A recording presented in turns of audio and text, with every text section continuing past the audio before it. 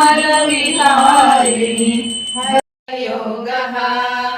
धृतराष्ट्र उवाच भरतरं विष्णुं शशिवर्णं चतुर्भुजं प्रसन्नवदनं ध्यायेत् सर्वविघ्नोपशान्तये। ಎಲ್ರಿಗೂ ನಮಸ್ತೆ. Welcome to Swathi earthly kitchen. ಇವಾಗ ಪುರುಷೋತ್ತಮ ಮಾಸದಲ್ಲಿ ಎಲ್ಲರ ಮನೆಯಲ್ಲಿ ಭಜನೆ ಪಾರಾಯಣ ಎಲ್ಲ ಮಾಡ್ತಾ ಇರ್ತಾರೆ. ಹಾಗೆಯೇ ನನ್ನನ್ನು ಕೂಡ ನನ್ನ ಆಪ್ತರೊಬ್ಬರು ಮನೆಗೆ ಕರೆದಿದ್ರು. ನಾನು ತುಂಬ ಖುಷಿಯಿಂದ ಈ ಕಾರ್ಯಕ್ರಮದಲ್ಲಿ ಪಾಲ್ಗೊಂಡಿದ್ದೆ. ಹಾಗೆಯೇ ನಾವಲ್ಲಿ ಒಂದು 10 ಜನ ಸೇರಿದ್ದೆವು. 1ರಿಂದ 18 ಅಧ್ಯಾಯ ಭಗವದ್ಗೀತೆಯನ್ನು ಕೂಡ ಓದಿದ್ವಿ. ಹಾಗೆ ವಿಷ್ಣು ಸಹಸ್ರನಾಮವನ್ನು ಕೂಡ ಓದಿದ್ವಿ. ನಾನಿಲ್ಲಿ ಸ್ವಲ್ಪ ವಿಡಿಯೋಸ್ ಹಾಕ್ತಾ ಇದ್ದೀನಿ. ಎಲ್ಲ ವಿಡಿಯೋಸನ್ನು ನನಗೆ ಕವರ್ ಮಾಡೋದಕ್ಕೆ ಆಗ್ತಾ ಇಲ್ಲ. ಇಲ್ಲಿ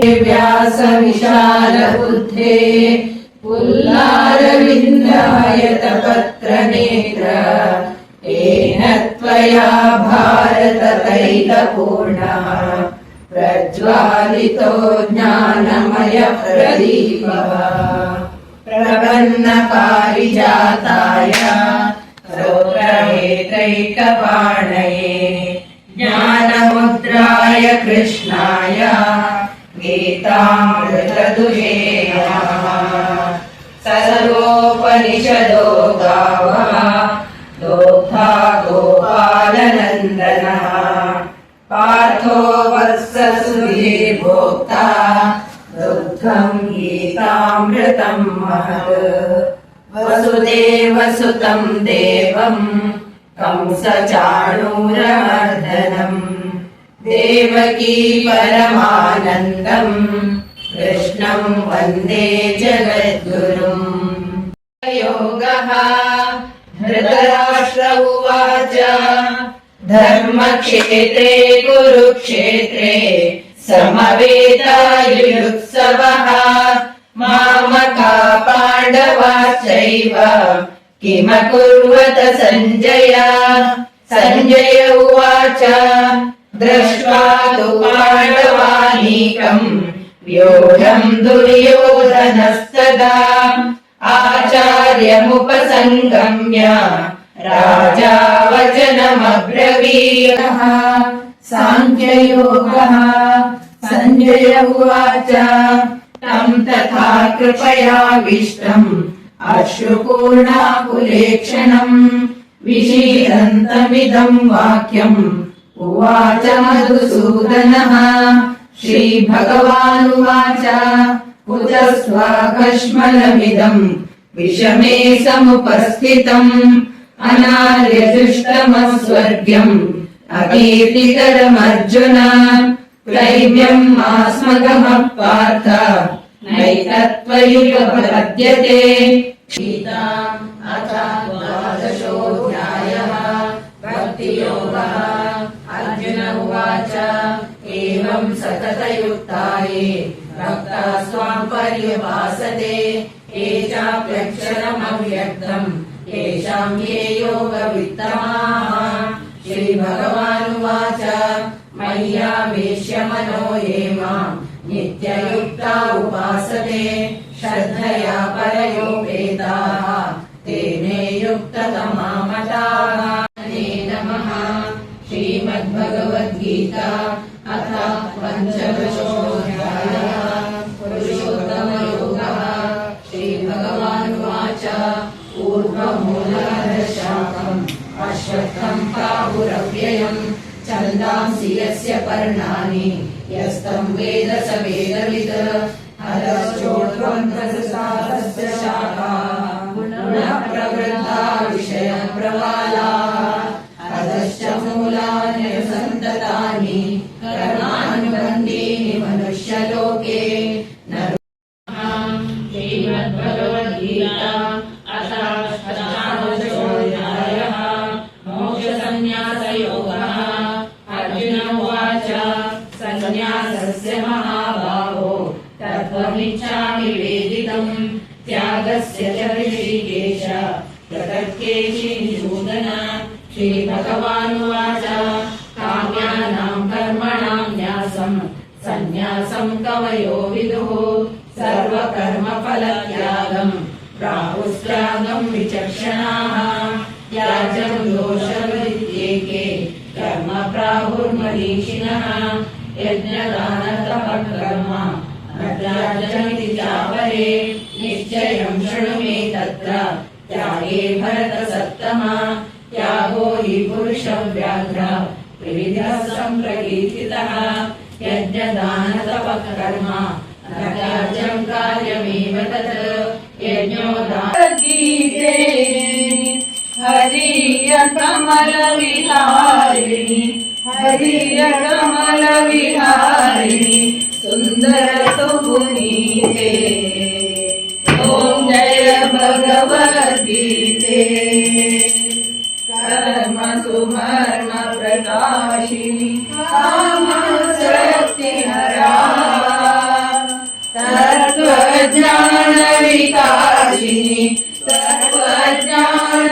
विकासिनी विद्या ब्रह्म परा ओम जय भगवद्गीते निश्चल भक्ति विदायिनी निर्मल मलहारिणी शरण रहस्य प्रदायिनी शरण रहस्य प्रदायिनी सब विधि सुखहारी ओम जय भगवद्गीते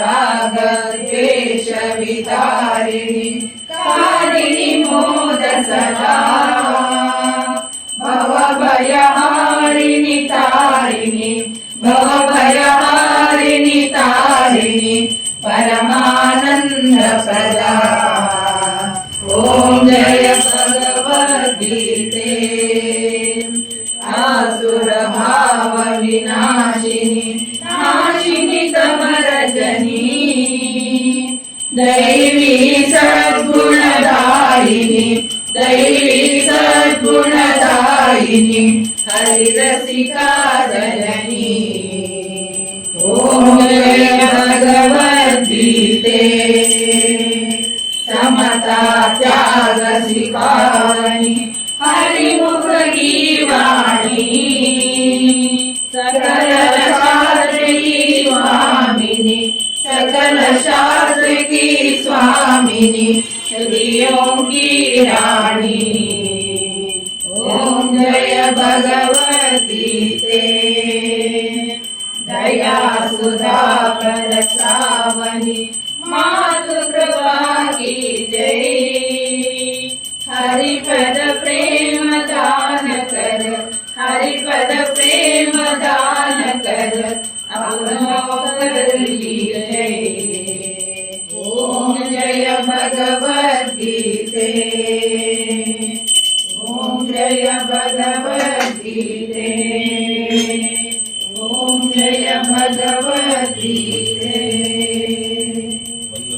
व्यासं वसिष्ठनप्तारं शक्ते पौत्रमकल्मषं पराशरात्मजं वन्दे शुकतातं तपोनिधिं व्यासाय विष्णुरूपाय व्यासरूपाय विष्णवे नमो वै ब्रह्मनिधये वासिष्ठाय नमो नमः अविकाराय शुद्धाय नित्याय परमात्मने सदैकरूपरूपाय विष्णवे सर्वजिष्णवे यस्य स्मरणमात्रेण जन्म संसारबन्धनात् विमुच्यते नमस्तस्मै विष्णवे प्रभविष्णवे ॐ नमो विष्णवे प्रभविष्णवे श्रीवैशम्पायन उवाच श्रुत्वा धर्मानशेषेण पावनानि च सर्वशः युधिष्ठिरशान्तनवं पुनरेवाभ्यभाषत युधिष्ठिर उवाच किमेकं दैवतं लोके किं वापेकं परायणं सुवन्तकं कमर्चन्तः प्राप्नुर्मानवा शुभम्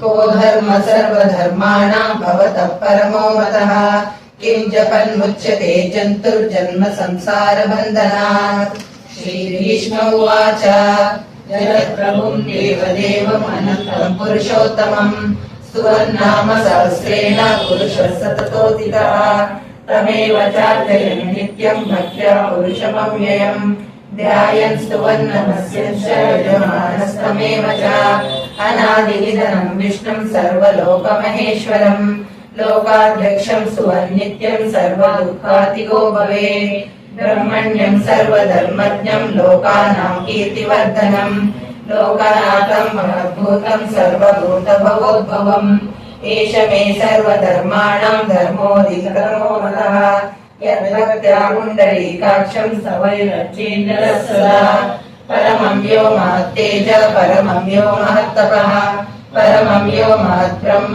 परमं यो परायणम् पवित्राणां पवित्रं यो मङ्गलानां च मङ्गलम् दैवतं देवतानां च भूतानां यो यः पितः यतः सर्वाणि भूतानि भवन्त्यादियुगागमे यस्मिन् च प्रलयं यान्ति पुनरेव युगक्षये तस्य लोकप्रधानस्य जगन्नाथस्य भूपते विष्णुर्नाम सहस्रं मे शृणु पापभयापहम् यानि नामानि गौणानि विख्यातानि महात्मनः ऋषिभिः परिगीतानि तानि वक्ष्यामि भूतये ऋषिर्नाम्नां सहस्रस्य वेदव्यासो महामुनिः छन्दोरुष्टप्तथा देवो भगवान् देवकीसुतः अमृतांशोद्भवो बीजं शक्तिर्देवकीनन्दनः त्रिसामारदयं तस्य शान्त्यर्थे विनियुज्यते विष्णुं जिष्णुं महाविष्णुं प्रभविष्णुं महेश्वरम् अनेकरूपदैत्यान्तं नमामि पुरुषोत्तमम्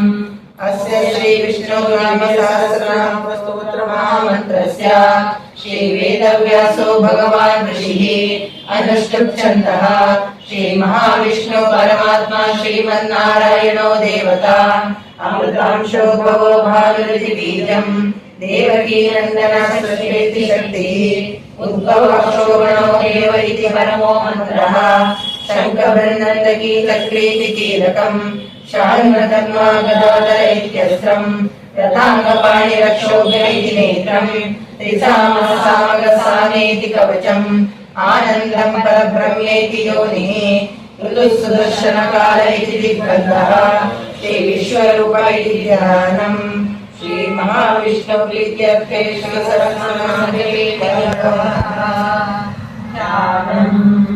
ಪಾರಾಯಣ ಆದಮೇಲೆ ಊಟಕ್ಕೆ ವ್ಯವಸ್ಥೆ ಮಾಡಿದರು. ಎಲ್ಲ ದಾನಗಳಲ್ಲಿ ಶ್ರೇಷ್ಠ ಅನ್ನದಾನ ಅಂತ ಹೇಳ್ತಾರೆ. ಅನ್ನ ಕೊಟ್ಟವರಿಗೆ ಯಾವಾಗಲೂ ಅನ್ನ ಕಡಿಮೆ ಆಗುವುದಿಲ್ಲ ಅಂತ ಮುಂಚೆಯಿಂದಲೇ ಹೇಳ್ತಾ ಇದ್ದಾರೆ. ಹಾಗೆ ಈ ಪುರುಷೋತ್ತಮ ಮಾಸ ವಿಶೇಷ ಅಂದರೆ ಕೃಷ್ಣ ಮತ್ತು ವಿಷ್ಣುವಿನ ಆರಾಧನೆಯೇ ತುಂಬ ವಿಶೇಷ ಅಂತ ಹೇಳ್ತಾರೆ. ಎಲ್ಲರ ಮನೆಯಲ್ಲಿ ಇವಾಗ ಭಜನೆ ಪಾರಾಯಣ ಮಾಡ್ತಾ ಇರ್ತಾರೆ. ಹಾಗೆ ಎಲ್ರಿಗೂ ದೇವರು ಆರೋಗ್ಯ ಐಶ್ವರ್ಯ ನೆಮ್ಮದಿ ಕೊಟ್ಟು ಕಾಪಾಡಲಿ ಅಂತ ಹೇಳಿ ಆ ದೇವರ ಹತ್ರ ಪ್ರಾರ್ಥಿಸಿಕೊಳ್ಳೋಣ ಎಲ್ಲರೂ ಕೂಡ. ಇಲ್ಲಿ ಓದಿದ್ರಲ್ಲಿ ಏನಾದರೂ ಚಿಕ್ಕ ಪುಟ್ಟ ತಪ್ಪುಗಳು ಆಗಿರ್ಬೋದು, ಅದನ್ನೆಲ್ಲ ನೀವು ಕ್ಷಮಿಸ್ತೀರಿ ಅಂದ್ಕೊಳ್ತಾ ಈ ವಿಡಿಯೋವನ್ನು ಇಲ್ಲಿ ಎಂಡ್ ಮಾಡ್ತಾ ಇದ್ದೀನಿ. Thank you for watching my videos.